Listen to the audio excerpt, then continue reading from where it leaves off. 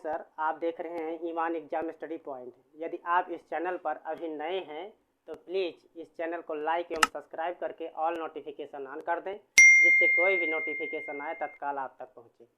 विकास के क्रम की अवस्थाओं में आपने प्रसव पूर्व की अवस्थाओं को पढ़ लिया है, शैशवावस्था को पढ़ लिया है। आज हम विकास के अवस्थाओं के क्रम में आज हम बाल्यावस्था के बारे में अध्ययन करेंगे। बाल्यावस्था, जिसे अंग्रेजी भाषा में चाइल्डहुड कहते हैं, यह 6 वर्ष से 12 वर्ष तक की आयु को माना जाता है, लेकिन कुछ मनोवैज्ञानिकों ने इसे 5 से 13 वर्ष तक भी माना है। इसके अंतर्गत कोल एवं ब्रूस ने कहा है, बाल्यावस्था को जीवन का अनोखा काल कहा जाता है। दूसरे शब्दों में हम कह सकते हैं कि बालक की यह अवस्था प्राथमिक विद्यालय की अवस्था होती है। बालक पहली बार विद्यालय में प्रवेश करता है। वह एकांत प्रिय वातावरण को छोड़कर, अर्थात अपने परिवार को छोड़ करके वह बहिर्मुखता को धारण करता है। इसके अंतर्गत बाल्यावस्था में मानव जीवन का स्वर्णिम समय है। कह रहे हैं बाल्यावस्था में मानव जीवन का यह स्वर्णिम समय होता है, जिसमें उसका सर्वांगीण विकास होता है। बालक जब विद्यालय में पहुंच जाता है तो उसे सामाजिक और नैतिक रूप से उसका संपूर्ण विकास होने लगता है, क्योंकि इस अवस्था में बालक विभिन्न आदतों, व्यवहार, रुचि एवं इच्छाओं के प्रतिरूपों का निर्माण होता है। इसमें व्यक्ति के आदतों का निर्माण होता है, व्यवहार का निर्माण होता है, रुचियों का भी विकास होता है, रुचि इच्छाओं के प्रतिरूपों का निर्माण भी होता है, व्यक्तित्व एवं चरित्र का विकास होता है। जब विद्यालय में पहुंच जाता है तो उसके व्यक्तित्व और चारित्रिक अर्थात नैतिक विकास होने लगता है। यह बाल्यावस्था को कितने भागों में? 2 भागों में बांटा गया है। पहला है पूर्व बाल्यावस्था, जिसे 6 से 9 वर्ष तक माना जाता है। दूसरा है उत्तर बाल्यावस्था, जिसे 9 से 12 वर्ष माना जाता है। कभी कभी प्रश्न परीक्षाओं में पूछ लेता है इसके समय से संबंधित कुछ मतभेद होते हैं कि कौन सा समय सही लगाया जाए। अगर परीक्षा में पूछ लिया जाए कि कौन सा सही माना, बाल्यावस्था का सही समय कौन सा है, तो कुछ मनोवैज्ञानिकों ने, जैसे सैफर महोदय 1996 में उन्होंने बाल्यावस्था को 6 से 12 वर्ष तक माना है। वहीं हरलाक महोदय ने जो है उन्होंने भी 6 से 12 वर्ष के बीच का समय बाल्यावस्था का समय माना है।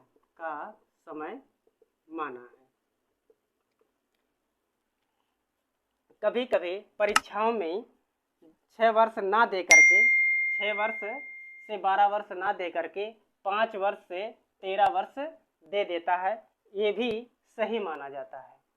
लेकिन ध्यान रहे, परीक्षा में किस प्रकार का प्रश्न दिया गया है, क्या दिया गया है, क्या नहीं दिया गया है, इसको विशेष तौर पर ध्यान देना है। लेकिन आपको विभिन्न मनोवैज्ञानिकों ने जो है 6 से 12 वर्ष तक उपयुक्त माना है। बाल्यावस्था में शारीरिक विकास, रास महोदय ने कहा है कि शारीरिक और मानसिक स्थिरता बाल्यावस्था की सबसे महत्वपूर्ण विशेषता है, क्योंकि 6 से 7 वर्ष की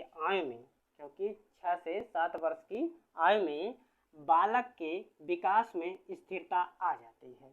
बाल्यावस्था में हड्डियों की संख्या 350 हो जाती है, जबकि आपने शैशवावस्था में हड्डियों की संख्या 270 थी और बाल्यावस्था में 350 हो गई, और किशोरावस्था में किशोरा अवस्था में हड्डियों की संख्या 206 हो जाती है। बाल्यावस्था में बालक की लंबाई 46.6 इंच का हो जाता है और वजन इसका 22 किलोग्राम तक हो जाता है। इस अवस्था में मस्तिष्क पूर्णता प्राप्त कर लेता है। इस अवस्था में मानसिक विकास, मस्तिष्क का विकास पूर्ण रूप से हो जाता है और हृदय की धड़कन 1 मिनट में 100 बार धड़कता है। बाल्यावस्था में हृदय की धड़कन 1 मिनट में 100 बार धड़कता है, जबकि शैशवावस्था में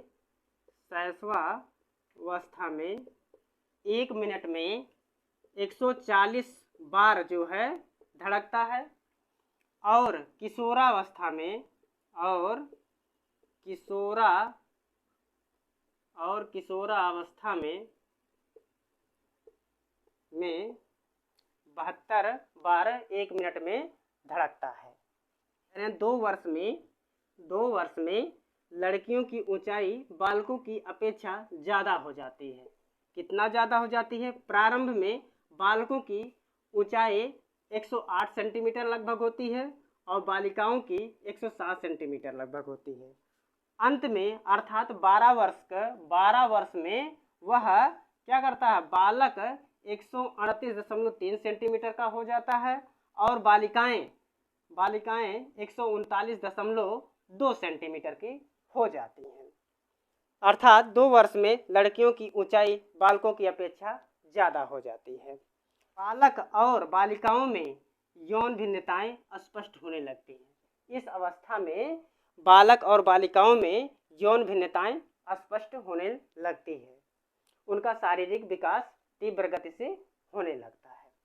इस अवस्था में शारीरिक विकास मंद गति से होता है, लेकिन मानसिक गति बहुत तीव्र गति से होता है। दूसरा पॉइंट है बाल्यावस्था में मानसिक विकास। इसके अंतर्गत बाल्यावस्था में बालक शैशवावस्था के काल्पनिक जगत को त्याग कर वास्तविक जगत में प्रवेश करता है, क्योंकि बालक के शैक्षिक दृष्टि के लिए यह अवस्था बाल्यावस्था बहुत उपयोगी है। बाल्यावस्था में स्वप्रेम या हमेशा कल्पना ही करता रहता था, हमेशा अपने आप में ही बातें करता था। उस जगत को त्याग करके इसमें बाल्यावस्था में वास्तविक जगत में प्रवेश करता है। इस अवस्था में बालक तर्क और विचार करने लगता है। इस अवस्था में बालक क्या है? तर्क वितर्क करने लगता है। बालक स्वयं आत्मनिर्भर होने लगता है, लेकिन इस अवस्था में बालक परिपक्वता को प्रदर्शित करता है, लेकिन वह पूर्ण रूप से परिपक्व नहीं होता है। यह रचनात्मक कार्यों में भाग लेता है और ग्रहण करने में भी रुचि लेता है। आप देखते होंगे कि जब बालक विद्यालय में प्रवेश करता है तो उसके बैग में विभिन्न प्रकार की सामग्रियां होती हैं, जैसे गेंदा हुआ, बहुत सी सामग्रियां वह लेकर के, मिट्टी के बर्तन हुए, अपने पास रखता है। अर्थात संग्रहण करने का मतलब ग्रहण करने में रुचि भी लेता है। वह इस अवस्था में अपने पूर्व अनुभवों को, इस अवस्था में बालक यह इतना मेच्योर हो जाता है कि अपने पूर्व अनुभवों को स्मरण रखने की योग्यता उत्पन्न हो जाती है। वह पूर्व में सीखी गई बात को स्मरण कर लेता है। तीसरा पॉइंट है बाल्यावस्था में सामाजिक विकास। बाल्यावस्था में सामाजिक विकास के बारे में मनोवैज्ञानिक ब्लेयर, जोन्स व सिम्पसन ने कहा है कि बाल्यावस्था वह समय है, कह रहे हैं कि बाल्यावस्था वह समय है जब व्यक्ति के आधारभूत दृष्टिकोणों, मूल्यों और आदर्शों का बहुत सीमा तक निर्माण होता है। अर्थात हम दूसरे शब्दों में कह सकते हैं कि बाल्यावस्था में बालक में आधारभूत सिद्ध दृष्टिकोण उत्पन्न हो जाते हैं, मूल्यों अर्थात नैतिकता का विकास हो जाता है और आदर्शों का बहुत सीमा तक निर्माण हो जाता है, अर्थात आदर्शों का पालन करने लगता है। अगला पॉइंट है, बाल्यावस्था में बालक का व्यवहार बहिर्मुखी हो जाता है। बाल्यावस्था में बालक का व्यवहार जो होता है बहिर्मुखी प्रवृत्ति का हो जाता है। वह पारिवारिक वातावरण को छोड़कर वह बाह्य जगत से अपना समायोजन स्थापित करने लगता है। वह सभी से मिलने जुलने लगता है और यह अनुकरण द्वारा सीखता है, अभिनव करता है, स्पर्धा भी करता है, सामाजिक अनुमोदन करता है तथा तादात्म्य स्थापित करता है आदि व्यवहारों में दिखाई पड़ती है। बाल्यावस्था में बालक अनुकरण द्वारा अर्थात दूसरे बालकों का अनुसरण करता है, अभिनव करता है और एक दूसरे में स्पर्धा भी करता है, उसके अंदर उत्पन्न हो जाता है, सामाजिक अनुमोदन करता है, समाज के साथ वह तादात्म्य स्थापित करता है आदि उसके अंतर्गत उसके व्यवहार परिलक्षित होने लगते हैं। अगला पॉइंट है, बाल्यावस्था में सामूहिक प्रवृत्ति की प्रबलता होती है। यह बाल्यावस्था में की एक प्रमुख विशेषता है कि बालक समूह में रहना पसंद करता है, समूह बनाकर रहने लगता है। अगला पॉइंट है, बालक सामूहिक खेलों में रुचि लेता है, अर्थात वह अपने मित्र मंडली का निर्माण कर लेता है और सामूहिक रूप से सामूहिक खेलों में भाग लेता है। इस अवस्था में बालकों में ऑडिपस और बालिकाओं में इलेक्ट्रा ग्रंथि विकसित हो जाती है, जिसके फलस्वरूप बालक अपनी माता से प्रेम करने लगता है, बालिका अपने पिता से अधिक प्रेम करने लगती है। बाल्यावस्था में शैक्षिक विकास के बारे में मनोवैज्ञानिक ब्लेयर, जोन्स व सिम्पसन ने कहा है, शैक्षिक दृष्टि से जीवन चक्र में बाल्यावस्था से अधिक कोई महत्वपूर्ण अवस्था नहीं है। शिक्षक इस अवस्था के बालकों को शिक्षा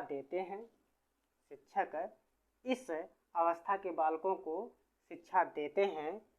तो उन्हें बालकों का ध्यान रखना चाहिए, उनकी आधारभूत आवश्यकताओं का ध्यान रखना चाहिए, उनकी समस्याओं का एवं उनकी परिस्थितियों की पूर्ण जानकारी होनी चाहिए, जो उनके व्यवहार को रूपांतरित और परिवर्तित करती है। अर्थात एक शिक्षक को बाल्यावस्था के बारे में यह जानकारी होना आवश्यक है। उन्हें बालकों का ज्ञान होना चाहिए, उनकी आधारभूत आवश्यकताओं का भी ज्ञान होना चाहिए, उनकी समस्याओं का एवं उनकी परिस्थितियों की पूर्ण जानकारी होनी चाहिए। अगर ये जानकारी रहेगी तो शिक्षक क्या कर सकता है, जो उनके व्यवहार को रूपांतरित और परिवर्तित करती है। परीक्षा की दृष्टि से यह पूछा जा सकता है, ये लाइन शैक्षिक दृष्टि से जीवन चक्र में बाल्यावस्था से अधिक कोई महत्वपूर्ण अवस्था नहीं है, यह कथन किसने दिया है? तो तीनों मनोवैज्ञानिकों का नाम दे सकता है या इनमें से किसी का एक नाम दे देगा तो इन तीनों लोगों ने ये कहा है। ठीक है, तो ये विशेष तौर पर इसको परीक्षा की दृष्टि से महत्वपूर्ण है, इसको ध्यान में रखेंगे। अगला है, बाल्यावस्था में शिक्षा देते समय निम्नलिखित बातों का ध्यान रखना चाहिए। एक शिक्षक को बाल्यावस्था में शिक्षा देते समय निम्नलिखित बातों का ध्यान रखना चाहिए। पहला ध्यान, बालक की जिज्ञासाओं को संतुष्ट करना चाहिए। एक शिक्षक का उत्तरदायित्व है कि बालक जो कुछ भी उसकी जिज्ञासाएं हैं उसको संतुष्ट करना चाहिए। दूसरा है, उन्हें रचनात्मक कार्यों का अवसर देना चाहिए। एक शिक्षक को उनके रचनात्मक कार्यों को करने के लिए उन्हें अवसर प्रदान करना चाहिए। तीसरा है, विषय वस्तु रोचक तरीके से प्रस्तुत करना चाहिए। एक शिक्षक को किसी भी विषय वस्तु को एक रोचक तरीके से प्रस्तुत करना चाहिए। चौथा है, बालकों के लिए उपयुक्त विषय का चुनाव, अर्थात बालकों के लिए उपयुक्त विषय का चुनाव करने में उनकी मदद करना चाहिए। पांचवा पॉइंट है, एक शिक्षक विषय वस्तु व शिक्षण विधियों में परिवर्तन, अर्थात एक शिक्षक के लिए विषय वस्तु व शिक्षण विधियों का में परिवर्तन करना चाहिए, क्योंकि एक ही कक्षा में पुरानी परंपरागत शिक्षण विधियों का प्रयोग किया जाता है। इसलिए एक शिक्षक को विषय वस्तु व शिक्षण विधियों में परिवर्तन करते रहना चाहिए। 6वां पॉइंट है सामाजिक गुणों का विकास। एक शिक्षक का उत्तरदायित्व है कि बालक में सामाजिक गुणों का विकास करना चाहिए, जैसे सद्भावना का विकास, सहयोग की भावना का विकास एवं सामाजिक गुणों का विकास करना चाहिए। 7वां पॉइंट है पाठ सहगामी क्रियाओं का समावेशन। किसी भी पाठ सामग्री में पाठ सहगामी क्रियाओं का समावेशन एक महत्वपूर्ण भूमिका निभाता है। किसी भी पाठ सामग्री में बालक के लिए पाठ सहगामी क्रियाओं का समावेशन करना अनिवार्य है एक शिक्षक के लिए। 8वां पॉइंट है नैतिक शिक्षा देना। बालक में नैतिक गुणों का विकास करना चाहिए, उसे भले बुरे का ज्ञान करवाना चाहिए तथा अपने वातावरण के अनुसार उसे समायोजन करना सिखाना चाहिए कि एक समाज में किस तरह से उसकी क्या मानक है उसी के अनुसार कार्य करना चाहिए। इस पे परीक्षा में प्रश्न बन सकता है कि बाल्यावस्था में शिक्षा देते समय एक शिक्षक को बाल्यावस्था में शिक्षा देते समय किन बातों का ध्यान रखना चाहिए। तो इन बातों का ध्यान रखना चाहिए कि बालक का जिज्ञासा का संतुष्ट करना चाहिए, उन्हें रचनात्मक कार्यों का अवसर देना चाहिए, विषय वस्तु रोचक तरीके से प्रस्तुत करना चाहिए, बालकों के लिए उपयुक्त विषय का चुनाव में मदद करना चाहिए, विषय वस्तु व शिक्षण विधियों में परिवर्तन करते रहना चाहिए, सामाजिक गुणों का विकास करना चाहिए, पाठ सहगामी क्रियाओं का समावेशन करना चाहिए, नैतिक शिक्षा देनी चाहिए। ये इनके एक शिक्षक को ध्यान में रखना चाहिए। अर्थात प्रश्न बन सकता है कि बाल्यावस्था में शिक्षा देते समय एक शिक्षक को क्या ध्यान देना चाहिए या क्या ध्यान नहीं देना चाहिए। 2 टाइप के क्वेश्चन इस पे बनेंगे। अगर ध्यान देना चाहिए तो इसमें से एक दे देगा और उसमें से छांट करके आपको लिखना होगा, टिक लगाना होगा कि वहाँ कौन सा सही है। और यदि नहीं दिया है, नहीं ध्यान देना चाहिए, तो इनमें से 3 दिया रहेगा, उनमें से एक अलग से दे देगा जो वही नहीं होगा। इस टाइप के क्वेश्चन आपको ध्यान में रखना है, परीक्षा की दृष्टि से महत्वपूर्ण है।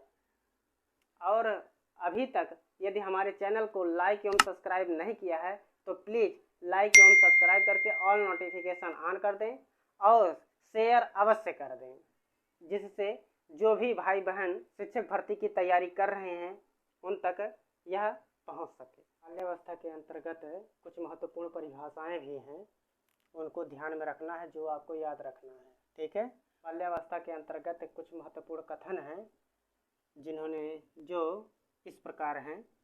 सिगमंड फ्रायड ने कहा बाल्यावस्था बालक का निर्माणकारी काल है। तो प्रश्न सीधे बन सकता है कि बाल्यावस्था बालक का निर्माणकारी काल है, किसने कहा? तो यह कथन किसका है? तो सिगमंड फ्रायड महोदय का है। शैक्षिक दृष्टि से जो है बाल्यावस्था अति महत्वपूर्ण काल माना जाता है। दूसरा है रास के अनुसार। रास महोदय ने कहा है बाल्यावस्था छद्म या झूठ परिपक्वता की आयु है। तो प्रश्न बन सकता है बाल्यावस्था छद्म या झूठ परिपक्वता की आयु है। यह कथन किस मनोवैज्ञानिक का? यह कथन किस मनोवैज्ञानिक का है? तो यह रास महोदय का है। या दूसरे में ऐसे ही पूछा जाता है कि बाल्यावस्था मिथ्या परिपक्वता का काल है। बाल्यावस्था मिथ्या परिपक्वता का काल है, यह कथन किसका है? तो रास महोदय ने दिया है। बाल्यावस्था में बालक ऐसे व्यवहार करता है कि मानो परिपक्व हो गया है या उसके अंदर मैच्योरिटी आ गई, ऐसी भावनाओं को प्रकट करने लगता है, ऐसा प्रदर्शन करने लगता है। इस ये जो परिपक्वता होती है यह झूठा होता है, क्योंकि वह बाल्यावस्था में बालक परिपक्व नहीं होता है, इसलिए इसे मिथ्या या झूठ परिपक्वता का काल भी कहा जाता है। किलपैट्रिक के महोदय ने कहा है कि बाल्यावस्था प्रतिद्वंदात्मक समाजीकरण का काल है। तो प्रश्न बन सकता है कि बाल्यावस्था प्रतिद्वंद्वात्मक समाजीकरण का काल किसने कहा, या यह कथन किसका है? तो आप ध्यान रखिएगा, यह कथन किसका है? किलपैट्रिक महोदय का है। ठीक है, और भी जो परिभाषाएं हमने लिखाया है उसको ध्यान में रखेंगे। जो कथन है वो महत्वपूर्ण है, इनको परीक्षा की दृष्टि से आपको याद रखना है और तैयार रखना है। बाल्यावस्था की विशेषताएं। पहली विशेषता है शारीरिक व मानसिक स्थिरता। बाल्यावस्था की सबसे प्रमुख विशेषता बालक के शारीरिक व मानसिक विकास में स्थिरता आ जाती है। शारीरिक विकास मंद गति से होती है, लेकिन मानसिक विकास तीव्र गति से होती है। इसमें तीव्र गति से होती है। दूसरा पॉइंट है पूर्व विद्यालयी आयु। पूछा जा सकता है प्रश्न कि पूर्व विद्यालयी आयु किस अवस्था को कहते हैं? तो बाल्यावस्था एक प्रकार से इस तरह से क्वेश्चन बन सकता है। और दूसरी तरफ से जब पूर्व बाल्यावस्था और उत्तर बाल्यावस्था दे देगा तो उसमें से किस अवस्था में होता है कि वे पूर्व विद्यालयी आयु, तब छांटना मुश्किल हो जाता है किस अवस्था में रखें। तो आप जानते रहिए कि पूर्व विद्यालयी आयु पूर्व बाल्यावस्था को कहते हैं। अगर पूर्व बाल्यावस्था नहीं दिया हुआ है तो बाल्यावस्था है ही आपका। तीसरा पॉइंट है पूर्व टोली की आयु। प्रश्न पूछा जा सकता है कि किस अवस्था में पूर्व टोली की आयु होती है, किस अवस्था को पूर्व टोली की आयु कहते हैं? तो पूर्व बाल्यावस्था नहीं दिया है तो पूर्व बाल्यावस्था में कहा जाता है, लेकिन अगर दिया नहीं है तो बाल्यावस्था आपका सही आंसर होगा। चौथी विशेषता है टोली या समूह की आयु। जब टोली और समूह दोनों की बात कहें तो उत्तर बाल्यावस्था में इसकी विशेषता है कि टोली या समूह की आयु बना करके वह रहता है। यह भी पूछा जा सकता है कि खेल की आयु किस अवस्था को कहा जाता है? तो बाल्यावस्था को खेल की आयु कहा जाता है। अगला है 6वां विशेषता गैंग एज की आयु किसे कहते हैं? तो बाल्यावस्था को गैंग एज की आयु कहते हैं, क्योंकि इसमें बालक अपना मित्र मंडली का एक गैंग बना करके कार्य करता है। 7वां संवेगों पर नियंत्रण। प्रश्न बन सकता है कि किस अवस्था में बालक